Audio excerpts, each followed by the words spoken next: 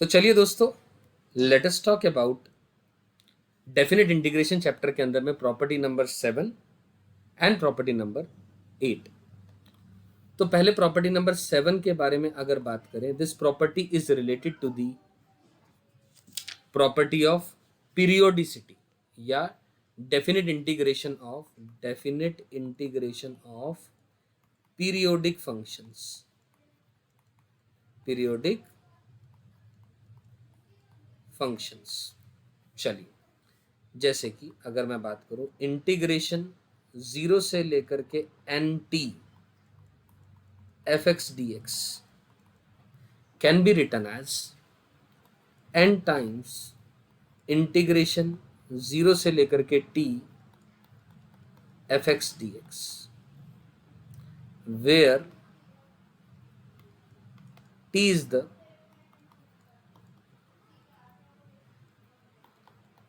period of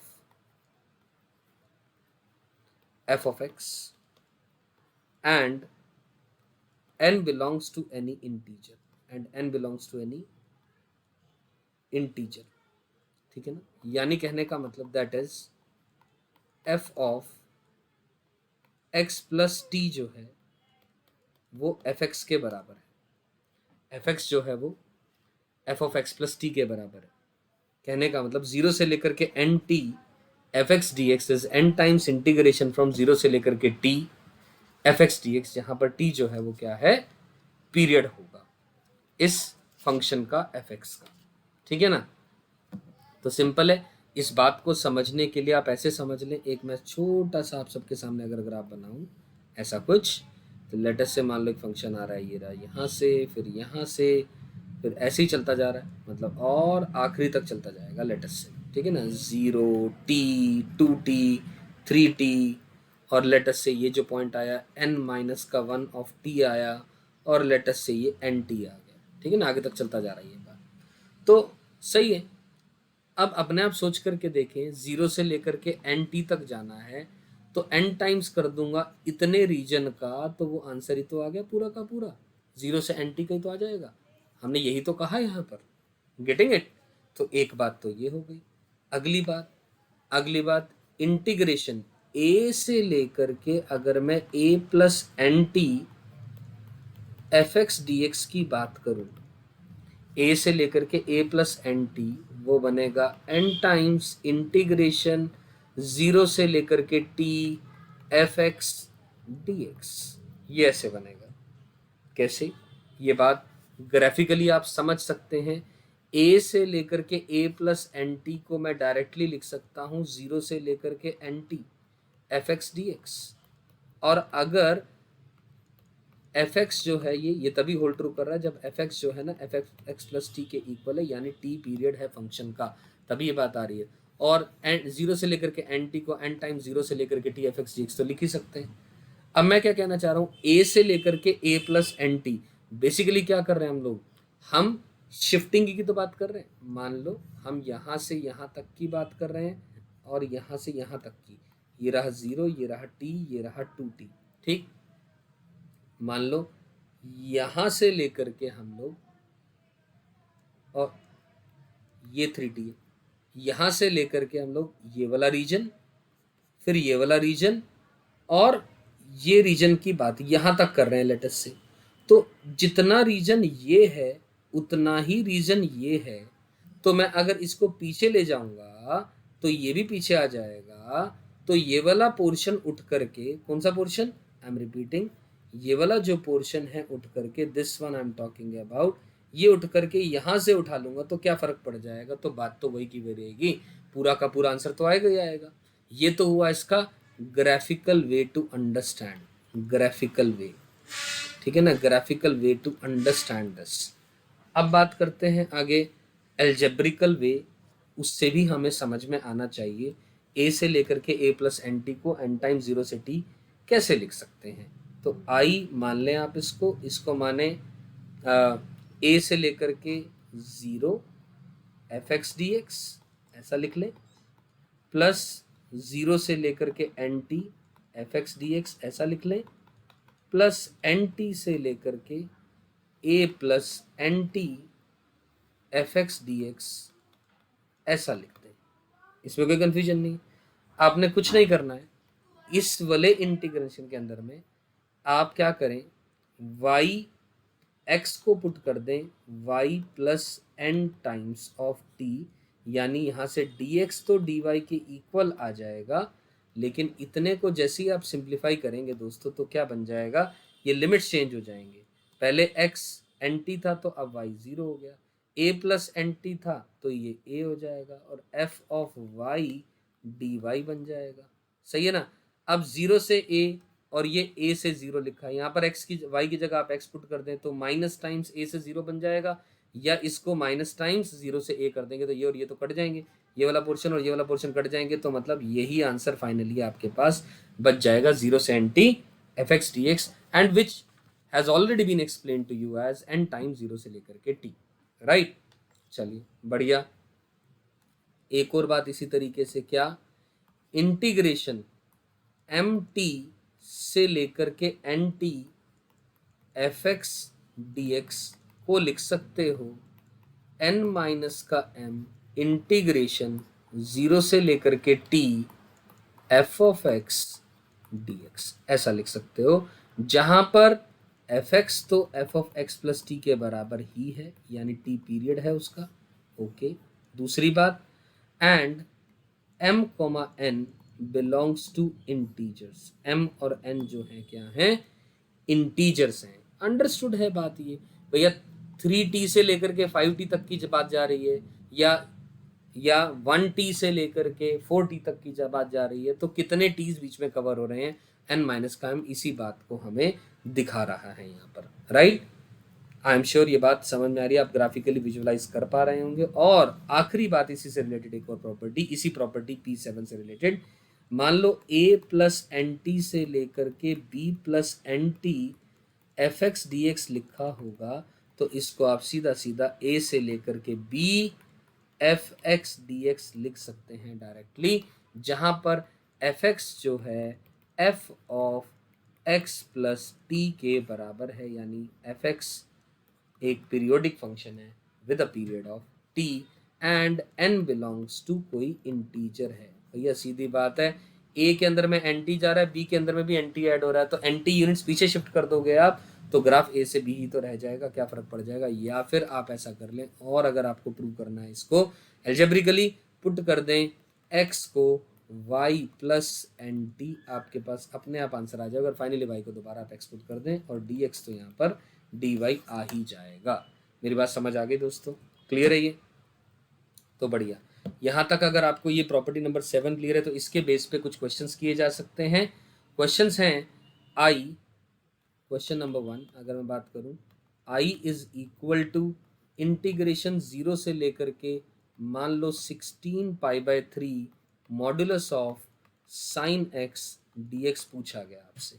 integration 0 से लेकर के 16 पाई बाय 3, तो 16 pi by 3 16 by 3 tentatively 5 point something होगा, 5 पॉइंट समथिंग होगा, और मॉडुलस साइन एक्स का जो पीरियड है, मॉडुलस साइन एक्स का जो पीरियड है वो कितना है, पाई है। मॉडुलस साइन एक्स का पीरियड क्या है, पाई है, यानी ये क्या बनेगा 0 से लेकर के 5 पाई, 0 से लेकर के 5 pi modulus of sine x d x plus 5 pi से लेकर के 5 pi plus pi by 3 modulus of sine x d x, ऐसा लिख दें। इसमें तो कोई कन्फ्यूजन नहीं है ना, 5 पाई तक और 5 पाई से 5 पाई प्लस पाई बाय 3 तक, सही है। अब इतने पोर्शन को ध्यान से देखिए दोस्तों, 0 से लेकर के 5 पाई ये एक पीरियोडिक फंक्शन है जिसका कि पीरियड पाई है, मॉडुलस साइन एक्स का पीरियड कितना है, पाई है। तो क्या मैं इसको डायरेक्टली लिख सकता हूँ 5 टाइम्स इंटीग्रेशन 0 से लेकर के पाई मॉडुलस साइन एक्स, और मॉडुलस साइन एक्स 0 से पाई के अंदर में साइन एक्स ही होता है, तो इसको as it is sine x लिख दे, क्योंकि 0 से पाई में साइन एक्स तो पॉजिटिव होता है, प्लस अब 5 पाई से लेकर के 5 पाई बाय 3 को मैं सिंपली 0 से लेकर के पाई बाय 3 लिख सकता हूँ, 0 से लेकर के पाई बाय 3 और मॉडुलस साइन एक्स, और मॉडुलस की लिखने की दोबारा यहाँ पर भी ज़रूरत नहीं है, यहाँ पर भी मॉडुलस हम हटा सकते हैं, ठीक है ना। तो एज अ रिजल्ट ये साइन एक्स डी एक्स आ जाएगा। अब इसको भी सिंप्लीफाई कर सकते हैं हम लोग और इसको भी सिंप्लीफाई कर सकते हैं दोस्तों। यहाँ से सिंप्लीफाई करके आपके पास आंसर आ जाएगा 21 divided by 2। 21 divided by 2 answer आ जाएगा। मेरी बात समझ आ गई? बढ़िया, ठीक है। तो ठीक है, मैं दोबारा इस बात को दोहरा दूं, मैंने कुछ नहीं करा, 0 से 16 π/3 था। हमने देखा 16/3 5 पॉइंट समथिंग आ रहा है, पीरियड इसका पाई आ रहा है, तो 0 से 5 पाई और 5 पाई से लेके 5 पाई प्लस π/3 तक हमने अलग अलग से तोड़ दिया, राइट। चलिए फिर अगली बात पे बात करें, क्वेश्चन नंबर 2 इससे रिलेटेड ही। अगर हमें ये निकालना है 0 से लेकर के n greatest integer of x dx divided by 0 से लेकर के n fractional part of x dx। 0 से लेकर के n greatest integer x dx, 0 से लेकर के n fractional part of x dx। ये मैं लिख दे रहा हूँ, ये सिंबल रिप्रेजेंट कर रहा है GIF और ये सिंबल रिप्रेजेंट कर रहा है फ्रैक्शनल पार्ट। क्या रिप्रेजेंट कर रहा है? Fractional part. क्या ये मेरी बात समझ आई? सही है। एंड n गिवन है कोई एक नेचुरल नंबर को बिलोंग कर रहा है। n क्या है? एक नेचुरल नंबर को बिलोंग कर रहा है। तो हम जानते हैं दोस्तों x जो है वो greatest integer x plus fractional part x के इक्वल है। x जो है greatest integer x plus fractional part x के इक्वल है। तो दोस्तों यहाँ से क्या बनेगा? 0 से लेकर के n x dx माइनस 0 से लेकर के n, ये बनेगा fractional part x dx whole divided by integration 0 से लेकर के n fractional part x dx। सही है। ये किसके इक्वल बनेगा? इंटीग्रेशन 0 से लेकर के n x dx आएगा डिवाइडेड बाय इंटीग्रेशन 0 से लेकर के n fractional part x dx आ जाएगा और माइनस का 1 अलग से आ जाएगा। माइनस का 1 आ गया अपने पास अलग से। यहाँ तक बात समझ में आई है? क्योंकि पार्शियली ब्रेक करूंगा दिस अपॉन दिस तो 1 ही हो जाएगा। अब ध्यान से देखें दोस्तों, this can further be written as, ये क्या बन जाएगा? ऊपर बन जाएगा x² 2 इंटीग्रेशन 0 से लेकर के n। सही है, ये बन गया डिवाइडेड बाय, अब फ्रैक्शनल पार्ट x एक पीरियोडिक फंक्शन होता है तो n टाइम्स 0 से लेकर के 1, क्योंकि 1 उसका एक पीरियड होता है। n टाइम्स 0 से 1 फ्रैक्शनल पार्ट x dx, और फ्रैक्शनल पार्ट x की वैल्यू x होती है 0 से 1 के अंदर में, तो 0 से 1 x dx और माइनस का 1 आ जाएगा। यहाँ तक समझ आ गई बात ये? तो एज अ रिजल्ट दोस्तों ये क्या बन गया? n² divided by 2 whole divided by, अब ये x² 2 लेकिन यहाँ पर लिमिट है 0 से 1 पुट कर देंगे तो ये n/2 आ जाएगा और ये -1। तो दोस्तों फाइनली आंसर आ जाएगा n-1। n-1 is the correct answer for this question. तो आई एम श्योर ये दोनों ये सारी चीज़ें, ये कॉन्सेप्ट्स पूरे के पूरे समझ में आ गए होंगे आपको related to the periodic property, यानी property number 7 related to the definite integration. तो एक और क्वेश्चन कर लेते हैं, let us talk about the one more question. अब ध्यान से देखें, बिल्कुल ट्रिकी सा क्वेश्चन, आसान सा क्वेश्चन। 0 से 2n पाई और modulus of sin x minus का greatest integer of modulus of sin x divided by 2, इसका ग्रेटेस्ट इंटीजर और सारे का dx आ गया। ये हमारी रिक्वायरमेंट है, ठीक है ना। और यहाँ पर n किसी नेचुरल नंबर को बिलोंग कर रहा है, अपने को इसका सॉल्यूशन चाहिए, इसका सॉल्यूशन चाहिए। क्लियर है बात ये? चलिए बहुत बढ़िया। अब ध्यान से एक चीज देखें कि साइन x की वैल्यू -1 से 1 होती है, तो साइन x/2 की वैल्यू या इसके मॉड की वैल्यू 0 से लेकर के हाफ के बीच में आएगी। 0 से हाफ के बीच में जो भी चीज आएगी उसका जो ग्रेटेस्ट इंटीजर आएगा वो तो 0 आएगा। तो भैया ये लिखने की या सोचने की जरूरत है ही नहीं। तो एक्चुअली में क्वेश्चन बन गया 0 से लेकर के 2n pi modulus of sign x dx, ये बन गया। जैसे ये क्वेश्चन बना तो दोस्तों अब हमें पता है मॉड साइन एक्स का पीरियड 2 पाई होता है, मॉड साइन एक्स का पीरियड पाई होता है, तो ये बन जाएगा 2n टाइम्स इंटीग्रेशन 0 से लेकर के pi modulus sine x, as it is लिख देंगे साइन एक्स की 0 से पाई में ये पॉजिटिव होता है। तो इसको सिंप्लीफाई करेंगे दोस्तों तो आपके पास आंसर आ जाएगा 4n। आंसर आ जाएगा 4n। आई एम श्योर आपको समझ आई बात। और एक और क्वेश्चन इसी से रिलेटेड आपको काफ़ी कुछ उससे सीखने को मिलेगा, जैसे कि इंटीग्रेशन 0 से लेकर के, मान लो मैंने लिखा 2000 पाई तो ये बन जाएगा dx डिवाइडेड बाय 1 प्लस ई की पावर साइन एक्स, 1 प्लस ई की पावर साइन एक्स। इसको सिंप्लीफाई करना है तो दोस्तों ये ई की पावर में साइन एक्स है, यानी कांस्टेंट की पावर वेरिएबल है, तो जो पीरियड साइन एक्स को होगा वही ई पावर साइन एक्स का, वही 1 प्लस ई पर साइन एक्स का, वही 1/1 प्लस ई पर साइन एक्स का, यानी जो पीरियड हो जाएगा वो क्या हो जाएगा दोस्तों, 2 पाई हो जाएगा। साइन एक्स का तो पीरियड अपन जानते हैं 2 पाई होता है। तो एज अ रिजल्ट दोस्तों अब इसको लिख सकते हो आप लोग 1000 टाइम्स इंटीग्रेशन 0 से लेकर के 2 पाई dx अपॉन 1 प्लस ई की पावर साइन एक्स।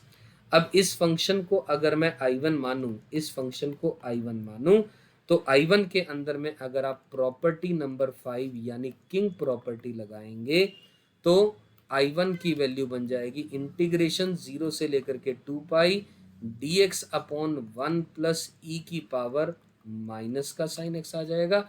इस I1 के अंदर में इस I1 को ऐड करोगे तो दोस्तों 2I1 की वैल्यू इंटीग्रेशन 0 से लेकर के 2 पाई dx आ जाएगी सिंपल, यानी I1 की वैल्यू आ जाएगी पाई।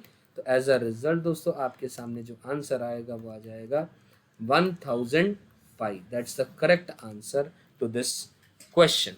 सो ये थे questions and theory related to the property number 7, जिसको हम डेफिनेट इंटीग्रेशन की property related to the periodicity या पीरियोडिक फंक्शंस भी कहा जाता है।